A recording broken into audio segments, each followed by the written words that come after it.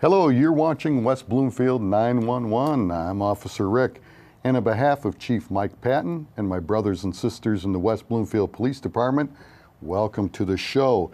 As always, to my right, but we're in a little different seating style today. To my right, though, is Officer David McNealy, my co-host, my partner, my friend. How are you, David? Good morning. Good. Good, good. You all ready and excited? Oh, yeah. Good. Chomping at the bit. Chomping at the bit. Okay, good. I've seen you chomp at a few things, so good today, just a bit. So, and as always, we have two special guests today, though. We have Patty Narozny. She's the executive producer of Hot Works Orchard Lake Fine Art Fair. Patty, how are you? Hello. Nice to be here. Thanks for having me. Well, thanks for coming. And of course, we have the star of the art fair, Charles Roberts, the event crew captain, also from the Hot Works Orchard Lake Fine Art Fair. Charles, how are you? Fine, and thank you for having us. We're glad you're here. Now, don't run away. We have a segment that we do, and it's called the Corner Spotlight. And David is going to highlight one of our employees. So David, go right ahead. Good morning, guys. Hey, we're going to corner spotlight Celeste Jackson, one of our dispatchers. She belongs to the Communication Bureau, and she likes to be called CJ. She's been with us for a few months now. She hired in back on 15 June of this year. Something very interesting I find about CJ is that she worked for the Detroit Police Department for 20 years. I know she was a road officer at one point, and I'm going to have to pick her brain on that. I bet she's got some great stories to tell, I bet. Hey, guys? One of her favorite foods, one of mine too, is pasta Alfredo. So I love that too. Brother. Yeah. Well, yeah, we'll have to talk about that too, but you got some good recipes for that. CJ likes mystery novels, and Rick and I were talking about off camera before we started. One of her favorite movies is Tombstone with Kurt Russell and Val Kilmer. And Rick was telling me that she loves the movie, but she likes the actors too. So we'll have to talk about that too, CJ. You like Val Kilmer and Kurt Russell. She liked looking at them, and I like looking at the movie. Some of CJ's favorite music, R&B, classical, and country western, all choices in my iPad too, or iPod too. So some of her other accomplishments she likes to garden and travel. I know that she's proud of raising her two boys, and I'm going to tell you one of her favorite quote is make the most of each day and live each day as if it were your last. That's a great quote. I bet everybody would agree to that. So we're going to turn the corner spotlight off, CJ, and we'll see you soon. Okay, and CJ, we want to thank you for your years of law enforcement at Detroit. That was a lot of kudos to you, and we thank you. Folks, we're going to give you a safety tip of the day, and that's about keeping your kids safe online. There's a few things you need to follow, because just like in the real world, we got to protect those kiddies in the virtual world, especially since they have all these iPhones and such that they can carry around that gives them complete access to the whole world. Remember, talk to your kids about online safety. You need to be their first barrier between them and the bad guy. And guard their personal information, and you have to help tell them to guard their personal information as well. Of course, that's names, social security numbers, phone numbers, etc. And you, as a parent, need to know the basics about online safety regarding popular apps that the kids are going to use. So whatever's coming down the pike, and it's always changing, you need to find out about it as a parent so you can help guard your kid with those apps and those online sites. Also, learn the warning signs about cyberbullying. If your children have a change in attitude, grade changes, personality changes, that might be an indication that they're being bullied online, and so you need to help them. So that's kind of 5 steps right there to give you a start to help keep your kids safe online. Remember, they are our most important asset, and they are our future, and we want to protect them. So let's watch those kiddies. Folks, we're going to come right back with our special guests, Patty Narozny, executive producer, and Charles Roberts, the event crew captain, both from Hot Works Orchard Lake Fine Art Fair. Don't go away. You're watching West Bloomfield 911 on Civic Center TV, a service of the Greater West Bloomfield Cable Communications Commission. For more information or to watch episodes on demand, visit civiccentertv.com/WB911. Civic Center TV, television that's close to home. The West Bloomfield Police Foundation raises money to help those who protect and serve the community. Whether it's emotional or financial support, the foundation provides a helping hand to officers, their families, and those in the community. For more information on the West Bloomfield Police Foundation, contact Kurt Lawson at 248-975-8900 or visit wbpolicefoundation.org.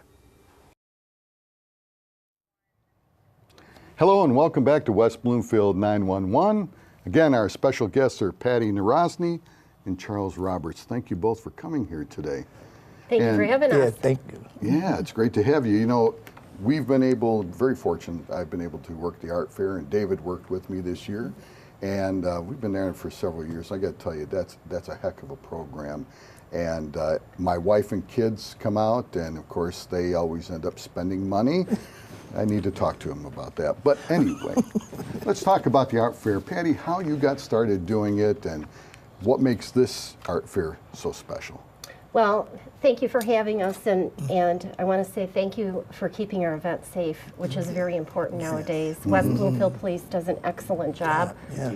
Officer O'Rourke, who has passed, Yeah. was one of the first officers who always worked our show too. We actually have some pictures of him working our event. Yeah. So we really appreciate West Bloomfield Township and West Bloomfield Police and West Bloomfield Fire Department with everything that you guys do to help keep the event safe. So thank you so much. Thanks for saying so. Kind words. Appreciate it. And how I got started, well, the Orchard Lake Fine Art Show now was recently voted number 57 in the entire nation out of more than 4,000 art fairs. Congratulations. And thank you. And we're top 100 in the country out of more than 4,000 other art fairs the last 10 years in a row. And our focus is quality with the visual arts, keeping the buy, sell, import out of our juried fine art and fine craft show. And we make sure that all work is original and personally handmade by the art show and by the artist in the art show. Community enrichment, diversity, much diversity among our artist community and the people who attend the art shows, and the youth art kids too, and fostering art education among the youth. I got started just a lot of different things I used to do. I used to work at NBC in Detroit, WDIV, as an account executive, and that's how I learned to be so media savvy with the event. And I also used to work at Metro Times for many years. Yes. And then I worked for an outside producer. We used to do 350 shows nationwide. And they went out of business. And I started locally with community events with Comerica Taste Fest, Royal Oak Clay and Glass, and Detroit Festival of the Arts. And then the Orchard Lake Fine Art Show is our flagship show. Okay. And I was in the middle of events, and an artist, Roy Schallenberg, who has since passed. Originally, the show, as everybody probably knows, was held at Orchard Lake St. Mary's. Yeah. And Roy Schallenberg was a painter who many of West Bloomfield residents must have his paintings in their homes. Was the one who said, "Patty, we need you in our industry." And so I worked Orchard Lake Fine Art Show and other events while investing in that event. And now we're one of the top art shows in the country for all of our 4 existing events, which include Estero, Florida, and downtown Boca Raton.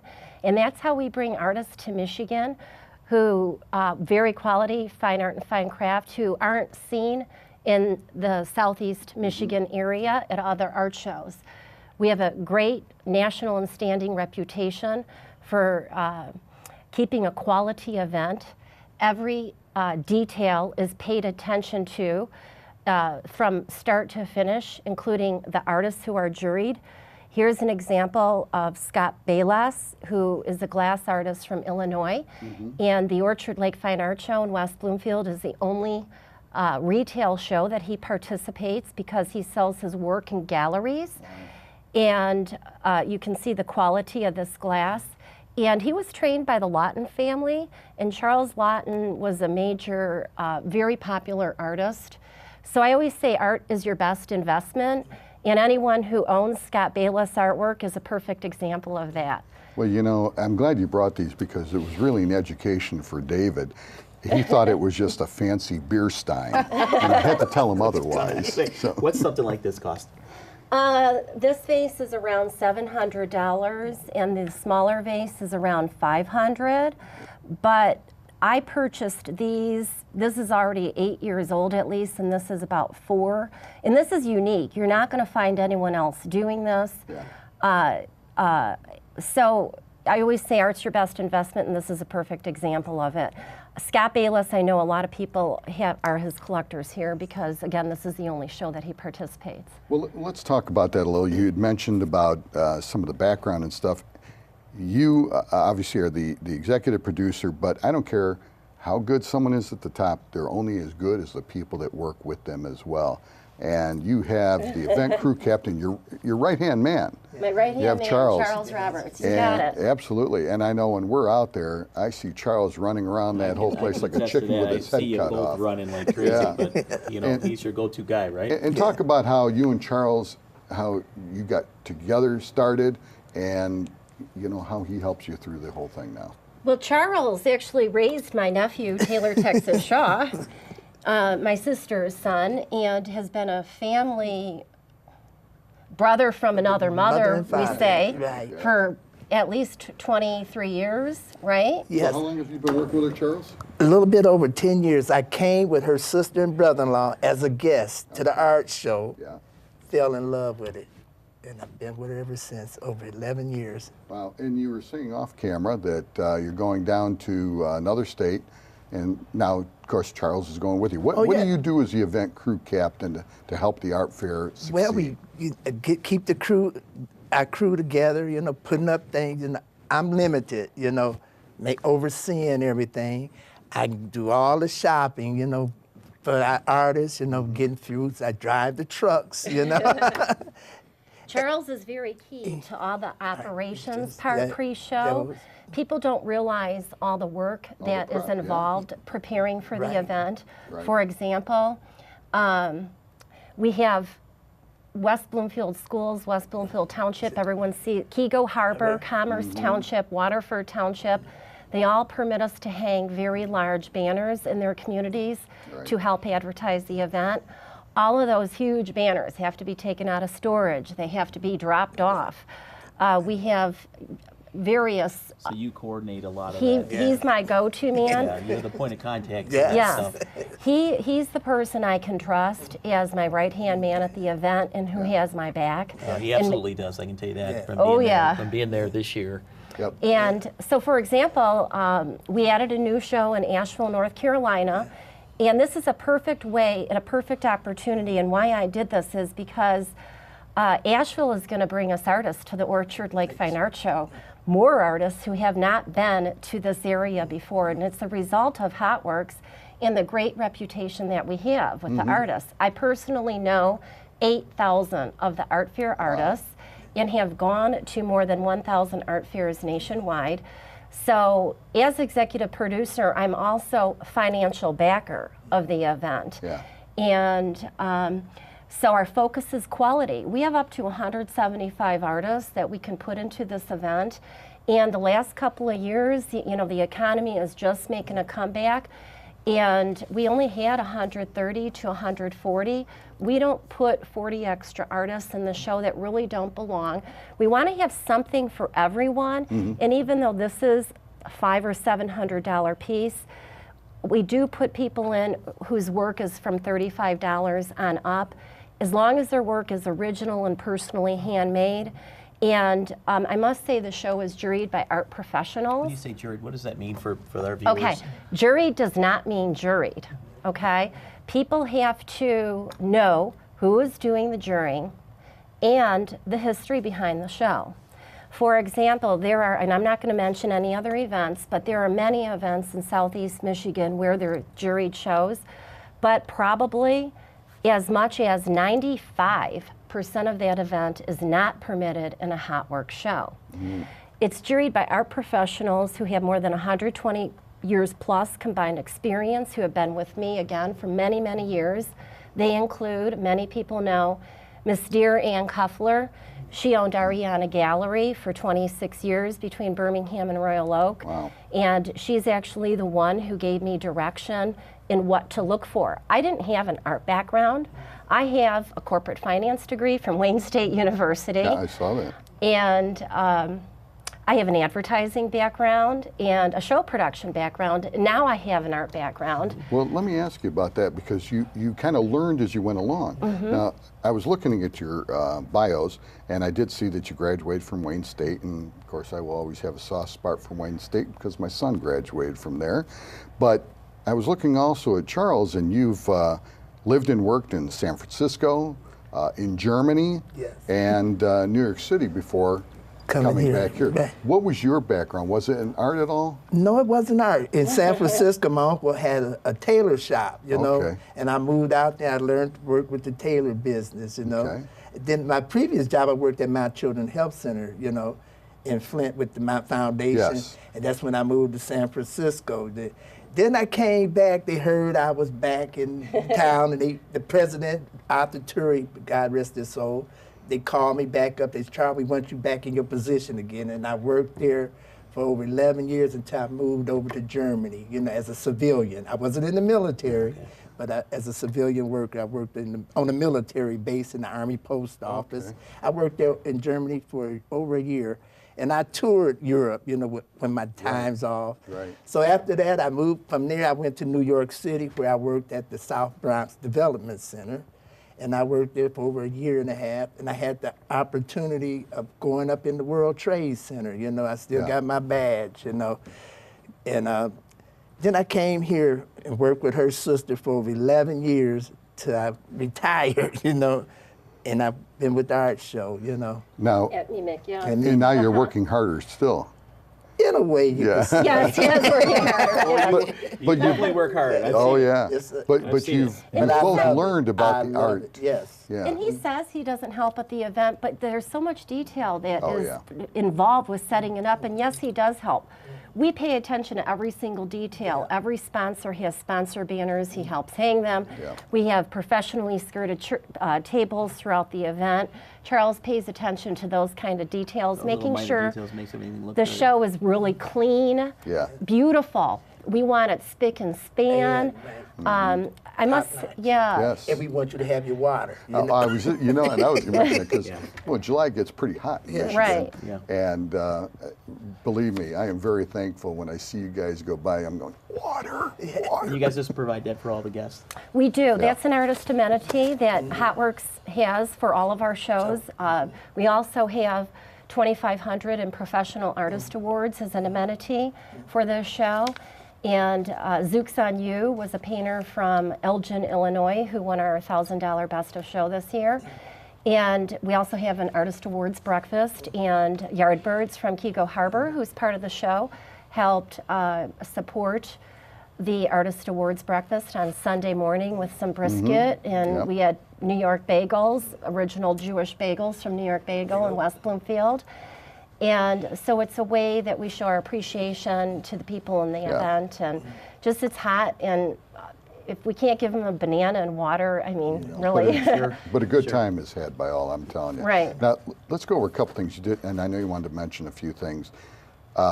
We were talking about the 501c3 you have, the Institute for the Arts and Education. Why don't you explain a little bit about that? Yes, the Institute for the Arts and Education is our 501c3 nonprofit organization which focuses on visual arts. And if anyone wants to donate to it, do you have a number they can call, or where can they go to donate?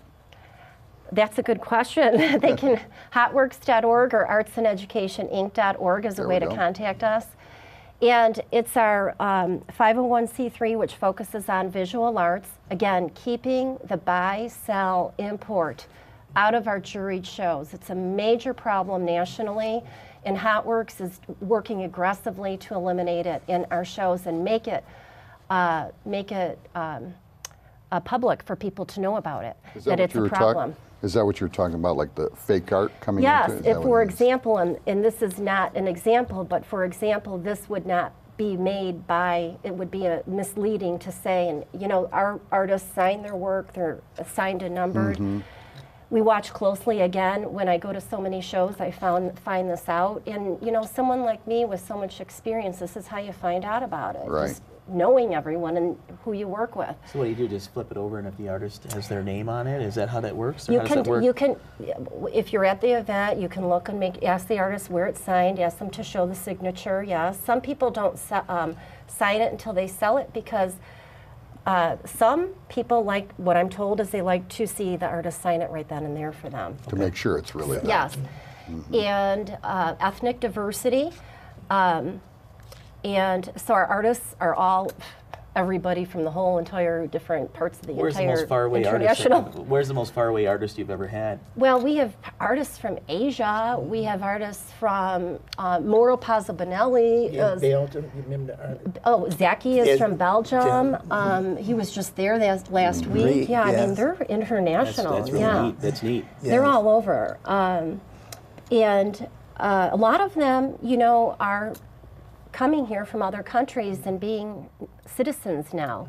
So the art shows give a lot of opportunity for people to be self-employed and to earn a living doing what they love for a living. Well, let me ask you, and obviously all the artists that you bring in are quality people, but sometimes, and correct me if I'm wrong, you might bring a lot of the same ones in, but yet you also want your program to be fresh. So how do you decide what's the mix of return artists and new artists that you bring in? That's a really good question. And jurying, pre-show jurying, there's two kinds of jurying. There's pre-show and then at the show judging for the Artist Awards.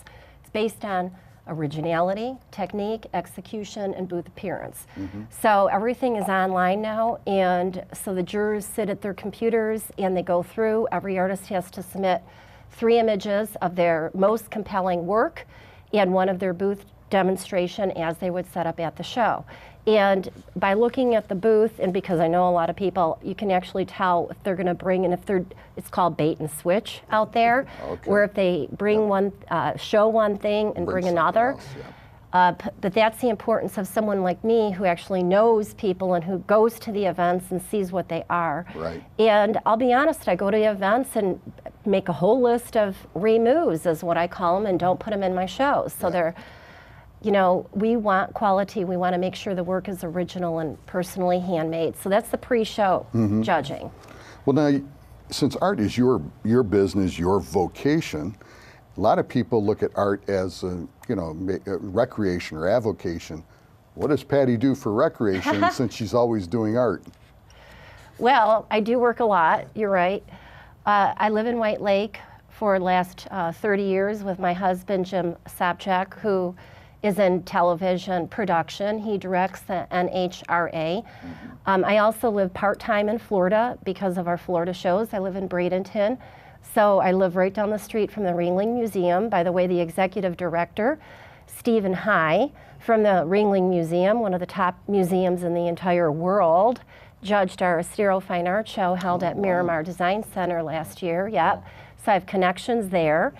And so what do? I don't get a lot of free time. I have a major, huge backyard. We live on a little teeny lake in Lake Ona, and it's a lot of work. That's how I kind of keep in shape.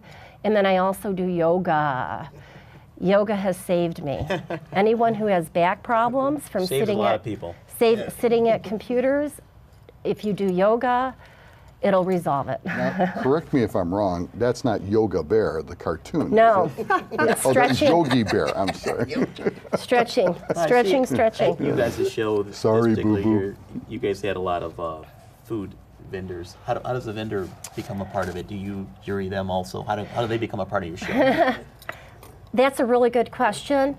I'm the only show director in the entire nation, besides Kansas City that I know of, that turns down all the traveling food vendors. We, again, quality I was going to say, is our number going back one. to your quality. I turned down about 300 food vendors. They probably, most of them don't call me anymore, but a couple years ago, we also, those mobile trucks, they're beautiful, whatever, but the ambiance of the event. Yeah. The Okay. generators smell, they're too far away. We want quality local restaurants. So this year, that's what we had. We limited it to 4. Yeah. And we had Prime 29 Steakhouse, Yeah. which I found out Thursday nights, they have is it Brian Alexander, the Top 40 band? Oh my gosh, is he a party for 8 o'clock Thursdays? Nice, a lot of fun, great. They had sliders. Again, Yardbirds was part of it. That's right. We Noodles enjoyed and those. Company was part of it, and then we had Jamaica was part of it. We also had I think it's time to go to lunch, isn't it? Detroit Ice Cream, local little business, and Get Juiced from West Bloomfield with smoothies, wonderful smoothies, and Cheesecake. the Cheesecake Lady, for the love of cheesecake, as a result of the Orchard Lake Fine Art Show, has her cheesecake and Buddy's Pizza. Ah, very good. Yes, so there's a lot of things that come out of this. Well, we know you got the nice little house on the lake and everything. And Charles, we were talking off camera, the stuff that you do for recreation. Of course, being an old railroad boy, you like to collect model trains. Right, HO model train. Yeah, talk a little bit about that's that. my hobby. You I know? mean, I'm very familiar with it because we were talking being in railroad. But tell a little bit about that because that's a big thing for a lot of people. Oh yes, it's very expensive now. Yes. You know, I don't buy too much now. You know, I got so much. You know. Right.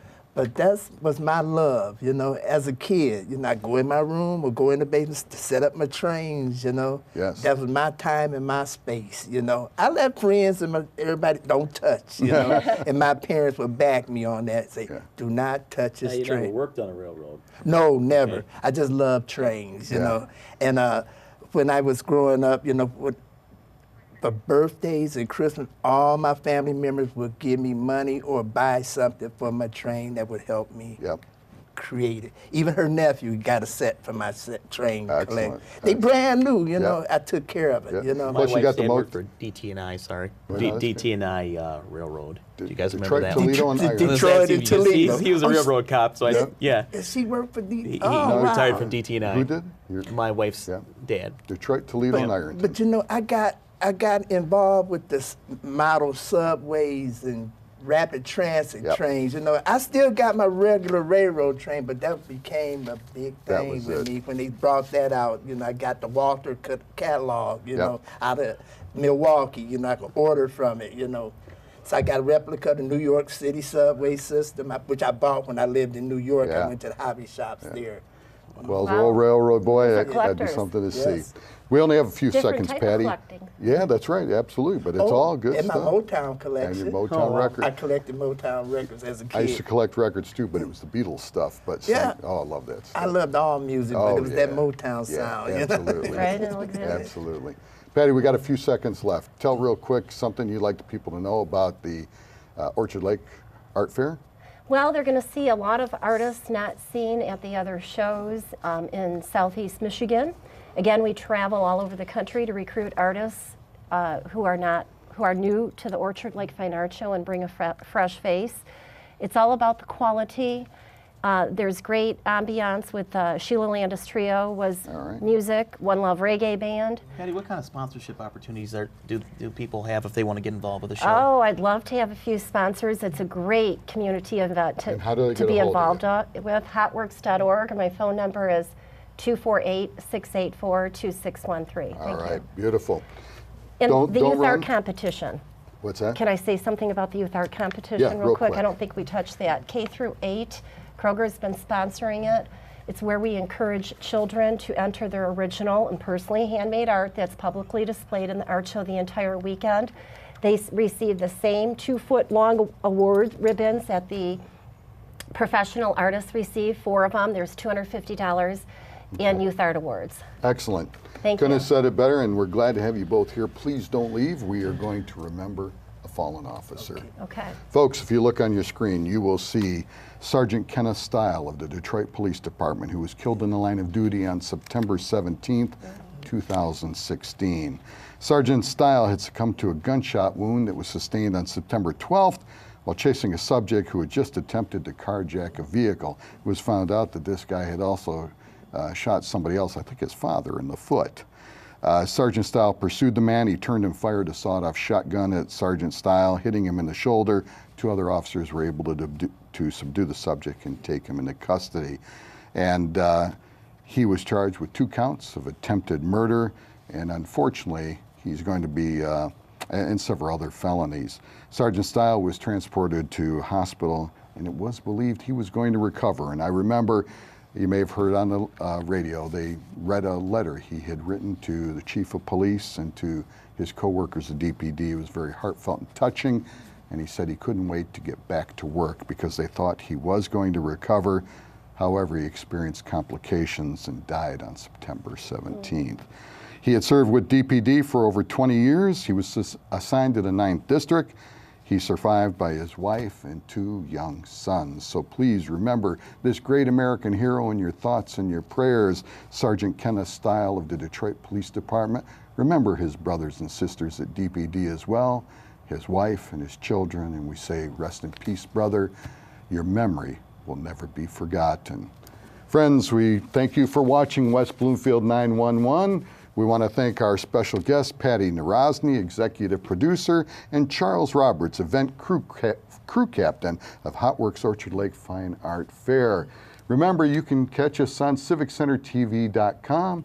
You can also go to YouTube and put in West Bloomfield 911. You can get our shows there, and you can watch us on Civic Center TV.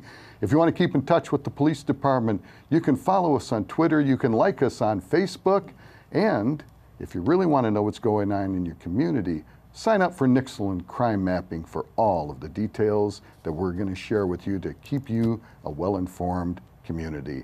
I want to thank our special guests once again, and my dear friend David for coming on and doing such a great job with me.